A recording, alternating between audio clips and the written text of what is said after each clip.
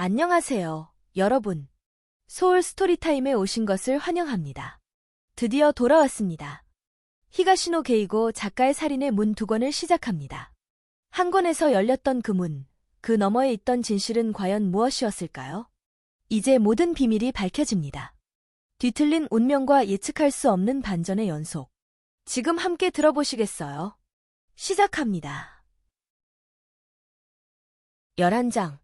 리에코의 집에서 지낸 날로부터 며칠이 지났지만 여전히 꿈을 꾸는 것 같았다. 내 손은 그녀의 피부 감촉을 기억했고 내 몸은 그녀의 숨결을 기억했다. 그런데도 현실감이 없었다. 리에코라는 여성은 존재하지 않으며 모든 것이 환상이 아니었을까 싶은 생각마저 들었다. 이봐, 다지마. 왜 그렇게 멍하니 있어? 사무실에서 대기하는 동안 그런 말을 듣는 일이 많았다. 아마도 넋나간 표정을 짓고 있었을 것이다. 그날 밤 일을 잊지 못해 리에코에게 전화해봤지만 그녀는 받지 않았다. 혹시 그녀가 매장을 찾지 않을까 기대도 했지만 리에코의 이름으로 된 예약은 없었다. 그러던 어느 날이었다. 퇴근해서 집에 들어가니 현관의 상태가 평소와 달랐다. 처음에는 뭐가 다른지 몰랐는데 구두를 벗으면서 알았다. 미하루가 외출한 흔적이 없었다. 칠칠치 못한 그녀는 구두를 정리하는 법이 없어서 벗어 놓은 구두가 늘 현관에 질비했고 그녀가 외출하면 딱 한 켤레만큼의 공간이 비어있곤 했는데 그날은 그렇지 않았다. 그래서 오히려 내가 구두를 벗어 둘 곳을 찾기 힘들었다. 캄캄한 거실로 들어선 나는 평소 습관대로 넥타이를 느슨하게 하고 벽을 더듬어 스위치를 찾았다. 그런데 불을 켠 순간 흠칫하고 말았다. 부엌 테이블에 미하루가 엎드려 있었다. 나가려다 말았는지 외출복을 차려입은 채였다. 말을 붙이려던 나는 놀라서 숨을 삼켰다. 테이블 위에 위스키 병과 술잔이 놓여있고 병은 이미 비어있는 상태였다. 그리고 그녀의 발치에 상자가 하나 나뒹굴었는데 그 찌그러진 케이크 상자의 틈새로 크림이 비어져 나와 있었다. 이봐, 미하루. 미하루의 등에 대고 불렀지만 대답이 없었다. 자는 걸까도 생각했지만 그건 아니었다. 그녀의 등이 가늘게 떨리고 있었다. 다시 한번 부르려 했을 때 그녀가 갑자기 고개를 들었다. 긴 파마머리가 마구 헝클어져 있었다. 그녀가 천천히 내 쪽을 돌아보는데 눈물로 얼룩진 아이라이너 안에서 빨갛게 충혈된 눈동자가 나를 무섭게 노려보았다. 왜 그래? 물어보는 목소리가 갈라져서 나왔다. 나는 헛기침을 한 번 했다. 무슨 일 있었어? 그러자 미하루가 테이블 위에 있던 술잔을 쥐었다. 그 안에는 호박색 액체가 약간 남아있었다. 그걸 마저 마시려나 보다 생각했는데 그게 아니었다. 그녀가 있는 힘을 다해 술잔을 내게 던졌다. 나는 순간적으로 잔을 피했다. 두꺼운 잔은 깨지지 않았지만 거실 문에 부딪히며 요란한 소리를 냈다. 뭐 하는 짓이야. 맞을 뻔했잖아. 미하루가 이번에는 위스키 병을 잡으려 했다. 나는 피할 자세를 취했다. 그러나 미하루는 병을 던지는 대신 일어서서 병을 번쩍 치켜들고 짐승처럼 괴성을 지르며 내게 덤벼들었다. 나는 미하루의 팔을 잡고 손에서 병을 빼앗아 소파에 던져버렸다. 그녀가 한층 더 날뛰며 내 얼굴을 핥히고 가슴을 두드렸다. 더는 견딜 수 없어 그녀를 밀쳐냈다. 그녀가 테이블 옆 케이크 상자가 있는 곳에 나동그라졌다. 뭐야, 대체 그래? 그녀는 대답하지 않았다. 그리고 이번에는 케이크 상자를 내게 집어던졌다. 하지만 케이크 상자는 그녀가 의도치 않은 곳에 떨어졌고 쇼트케이크였을 것으로 짐작되지만 지금은 형체를 알아볼 수 없는 내용물이 사방에 흩어졌다. 내 다리 쪽으로도 딸기가 하나 굴러와 나는 그걸 주워 쓰레기통에 넣었다. 그 순간 미하루가 소리쳤다. 당신이 먹어. 뭐라고? 그거 당신이나 먹으라고. 사람을 바보로 취급하고 말이야. 그녀는 목소리가 갈라질 정도로 악을 썼다. 이봐, 미하루. 도대체 무슨 소리를 하는 거야? 왜 화를 내는 거야? 내가 뭘 잘못했는데? 뭘 잘못했냐고? 지금 장난해? 미하루는 바닥에 떨어져 있던 케이크 조각을 주워 내게 던졌다. 그것은 보기 좋게 내 가슴에 명중했다. 하얀 크림 자국이 회색 양복에 선명하게 남았다. 그 자국을 멍하니 바라보다가 이번에는 내가 소리쳤다. 그만해. 느닷없이 날뛰는 이유가 뭐야? 설명을 해야 알 거 아니야. 이유가 뭐냐고? 그건 당신이 더 잘 알 텐데.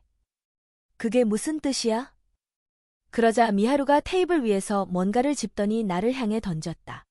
하지만 그것은 내게 닿지 못하고 중간에서 팔랑팔랑 떨어졌다. 주워들어 펼쳐보니 꾸깃꾸깃 접힌 명함이었다. 거기 인쇄된 글자를 본 순간 온몸에서 식은땀이 흘렀다. 데라오카 리에코의 명함이었다. 미하루가 리에코의 명함을 발견하고 저러는 것일까? 그건 아닐 것이다. 그 정도의 일로 이토록 격분할 리 없었다. 발뒤꿈치가 미끈거렸다. 케이크에 크림을 밟고 서 있었던 것이다. 미하루는 여전히 나를 뚫어져라 노려보았다. 무슨 말인가 해야 한다고 생각했다. 이게 어쨌다는 거야? 시침이 떼지 마요. 새파랗게 질린 주제에. 그 여자가 왔었어. 저녁에 내가 외출 준비를 하고 있을 때 말이에요. 그럴 리 없다고 생각했다. 리에코가 우리 집 주소를 알 리 없다. 하지만 단언할 수는 없었다. 알아낼 방법이 있었는지도 모른다. 아무튼 이렇게 명함이 있으니 리에코가 찾아온 것만은 사실일 것이다. 나는 혀로 입술을 죽였다. 그래서? 뭐라고요? 그래서 어쨌다는 거야. 이 사람이 어쨌다는 거냐고. 시침이 떼지 말라니까요. 바보가 아니라면 그 여자가 왜 우리 집에 왔는지 알 거 아니에요. 무슨 말인지 전혀 모르겠어. 라고 말할까 했지만 그 말을 입 밖에 내지는 않았다. 그랬다가는 미하루의 화를 더 돋을 뿐이라는 생각이 들었기 때문이다. 뭐라고 말을 좀 해봐요. 무슨 말을 하라는 거야? 변명이라도 해야 할 거 아니에요. 나를 바보로 취급해놓고. 바보로 취급한 적 없어. 그걸 지금 말이라고 하는 거예요. 미하루가 또 소리쳤다. 그 여자가 내게 뭐라고 했는지 말해줄까요? 빤빤한 얼굴로 남편하고 헤어져 줄 수 없겠냐고 했어요.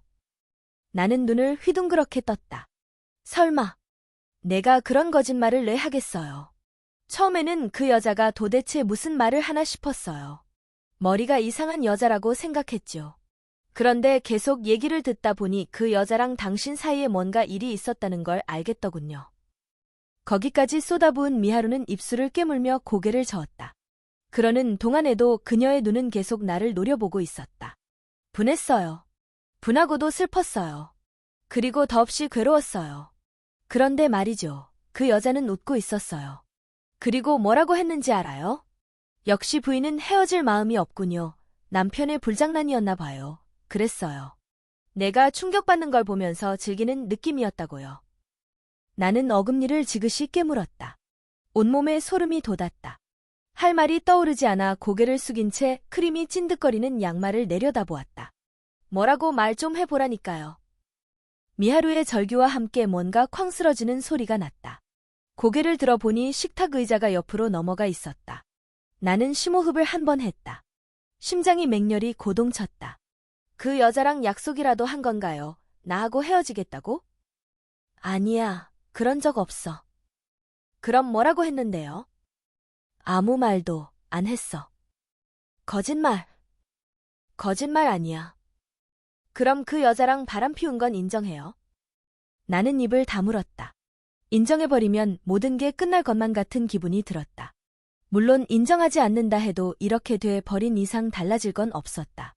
대답해봐요. 또 뭔가 날아와 내 무릎에 맞고 바닥에 대굴대굴 굴렀다. 찻잔이었다. 내가 계속 입을 다물고 있자 마침내 미하루는 바닥에 쓰러지듯이 엎드려 흐느끼기 시작했다. 그 흐느낌은 점점 커지더니 급기야 어린아이처럼 엉엉 우는 소리로 변했다. 그리고 그 울음소리에 섞여 뭔가 말소리가 들렸다. 잘 들어보니 너무해, 너무해 라고 되풀이하고 있었다. 나는 미하루에게 다가가 조심스럽게 그녀의 어깨에 손을 얹었다. 건드리지 마. 미하루가 몸을 비틀며 소리쳤다. 나는 얼른 손을 도로 움츠렸다. 다음 순간 그녀가 갑자기 일어서더니 내게는 눈길도 주지 않은 채 종종걸음으로 거실을 나갔다. 혹시 집을 나갈 작정인가 싶었지만 잠시 후 꽝, 침실 문 닫히는 소리가 들렸다. 시간이 지나도 미하루는 침실에서 나오지 않았다. 전에 그녀가 손목을 그었던 일이 떠올라 불안해진 나는 침실로 다가가 문에 귀를 대고 동정을 살폈다. 안에서는 아무 소리도 들리지 않았다. 방문을 살짝 열어봤다. 침대 위에 엎드린 그녀가 어깨를 들썩이며 흐느끼고 있었다. 나는 조용히 문을 도로 닫았다. 거실로 나온 나는 그대로 바닥에 주저앉았다. 한숨을 쉬며 고개를 숙이는데 마룻바닥에 발자국이 점점이 찍혀 있는 것이 보였다. 내 발에 묻었던 크림 자국이었다. 양말과 셔츠를 벗은 후 둥그렇게 말아 한쪽에 밀어두고 세면실에서 걸레를 가져와 바닥을 닦았다. 그리고 거실을 정리하다가 갈기갈기 찢긴 앞치마를 소파 옆에서 발견했다. 미하루가 격분한 나머지 찢어버린 게 분명했다.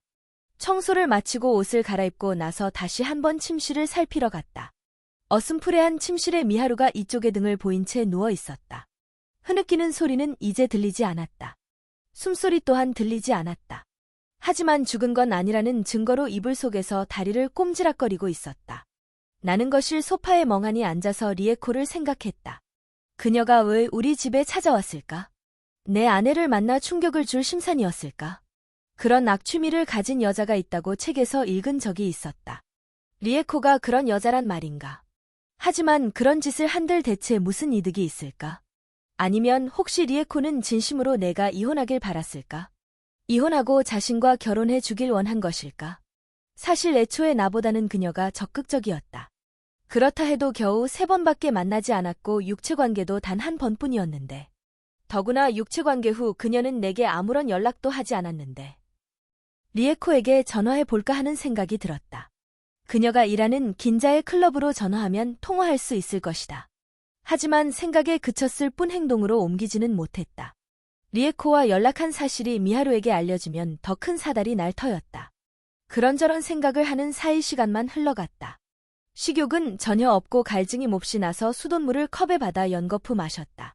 자정이 조금 지났을 무렵이었다. 침실 문 열리는 소리에 이어 복도를 걷는 소리와 화장실 문 여닫는 소리가 났다. 3분 후 미하루가 화장실에서 나왔다. 그런데 그 뒤로는 소리가 들리지 않았다. 그녀가 복도에 멈춰 서 있는 것이었다. 거실로 들어올까 말까 망설이고 있을 거라고 나는 짐작했다. 무릎 위에 놓인 양손을 꽉 쥐었다. 이윽고 미하루가 거실로 들어섰다. 그러나 내게는 눈길도 주지 않고 부엌으로 가서 아까 내가 그랬던 것처럼 컵에 수돗물을 받아 벌컥벌컥 들이켠 다음 한숨을 내뱉었다. 이번에는 그녀가 내 쪽으로 천천히 다가왔다. 병자처럼 무거운 동작으로 소파에 앉은 그녀는 탁자 위에 놓여있던 담배와 라이터를 집어 불을 붙였다. 연기를 내뿜는 소리가 들릴 때마다 나는 가슴이 조여드는 느낌이었다. 한 대를 다 피우자 그녀는 담배를 재떨이에 비벼 껐다. 담뱃불을 어떤 식으로 끄는지를 보면 질투가 심한 사람인지 아닌지 가늠할 수 있다는 얘기가 떠올랐다. 치운 거예요? 울어서 허스키해진 목소리로 그녀가 물었다. 뭘? 바닥 말이에요. 바닥이랑 여기저기 엉망이었죠? 아, 뭐? 대충. 그래요. 고마워요. 그녀가 다시 담배를 꺼내 물고 라이터로 불을 붙였다. 나는 손깍지를 끼웠다 풀기를 반복했다. 손바닥이 땀으로 흥건했다. 그래서 어떻게 할 거예요? 미하루가 다시 물었다. 도무지 억양이라고는 없는 말투였다. 어떻게 하다니, 뭘? 당신은 어떻게 하고 싶어요? 그 여자한테는 나랑 헤어지겠다고 했을 테죠? 아니라니까? 그녀가 담배를 빨았다. 눈이 부은 탓인지 표정이 없는데도 내 말이 사실인지 의심하는 기색이 느껴졌다. 몇 번이에요? 뭐가? 몇 번이나 했어요? 나는 침을 꿀꺽 삼켰다. 구체적인 얘기는 하고 싶지 않았다. 다 들통난 마당에 이제 와서 말하지 못할 것도 없잖아요. 솔직하게 말해줘요. 한 번뿐이야. 흥. 미하루의 코에서 연기가 뿜어져 나왔다. 단 한 번인데 그 여자가 그런 식으로 나오겠어요? 정말이야. 딱 한 번뿐이었어. 그녀가 믿었는지 어떤지는 알 수 없다. 미하루는 다 피우지도 않은 두 번째 담배를 껐다. 왜 그랬어요? 그녀가 중얼거렸다. 왜 그런 짓을 했어요? 미안해, 라는 말이 나도 모르게 입에서 나왔다. 그리고 나는 머리를 숙였다. 이게 사과한다고 해결될 일인가요? 그렇지는 않지만. 그럼 어떻게 하면 좋겠어? 나도 모르겠어요. 미하루가 고개를 돌리고 화장지를 케이스에서 뽑아 코 밑을 훔쳤다. 그로부터 한동안 침묵이 이어졌다. 밖에서 구급차 지나는 소리가 들렸다. 둘이 말이 없으니 바깥 소음이 생생하게 들렸다. 어떻게 서로 알게 됐어요? 마침내 그녀가 침묵을 깨고 물었다. 우리 매장에 왔었어. 그랬다가 인테리어 상담을 해달라며 집으로 부르기에. 그래서 옳다구나 하고 달려가서 유혹에 넘어간 거군요. 멍청하기는. 처음엔 그럴 생각이 전혀 없었어. 글쎄요. 그래서 그 사람이 좋아요? 좋고 싫고를 따질 계제가 아니야. 그럴 만큼 많이 만나지도 않았고. 하지만 섹스는 했잖아요. 그 말에 나는 다시 입을 다물 수밖에 없었다. 어떻게 할 거예요, 앞으로? 앞으로. 글쎄, 아직 아무 생각도 안 해봤어. 그렇군요. 그러고서 미하루는 일어나서 거실을 나갔다. 이번에야말로 집을 나가는 게 아닐까 싶었지만 그녀는 되돌아와서 내 앞에 편지지를 놓았다. 일단 반성문을 써요. 반성문? 반성문이 아니라도 좋아요. 반성하고 사과한들 무슨 소용이 있겠어요. 당신이 이번에 한 짓을 거기 적어요. 뭐라고 적지? 누구와 어떤 식으로 바람을 피웠는지 적으면 돼요. 그게 싫다면 바람을 피웠다고만 쓰든지요. 상대 이름도 적고 싶지 않으면 안 적어도 돼요.